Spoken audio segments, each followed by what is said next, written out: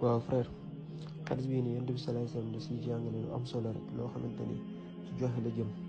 ndax kat dafa amoon benn waay boo xamante ni dafa amoon yéene ni kat su ma xëyee dinaa saraxe. ci noonu ci la xëy dem saraxe waaye jox sarax bi ki nga xamante ne rek koo xamante ne ab sàcc la. ci noonu waa dëkk bi commencé di wax ni waajee nii kan moom amul kenn ku mu jox sarax bi lu dul ab sàcc. ci noonu ci la sant yàlla màggal borom bi ni suba dina defaat beneen sarax. ci noonu ba mu yeewoo mu jël xaalis bu muy saraxe dem jox ko ki nga xamante ne rek mooy ndaw suy jaay boppam. waa dëkk bi gën a yéemu ni waa ji tamit moom amul kenn ku mu jox xaalis bi rek ku dul ki di jaay boppam. ci noonu mu tëdd sant yàlla bëgg ci li mu def waaye amaat yéene defaat beneen sarax. ci noonu ci la yeewu jël xaalis bi dem jox ko ki nga xamante ne rek mooy ku am alal ku riche.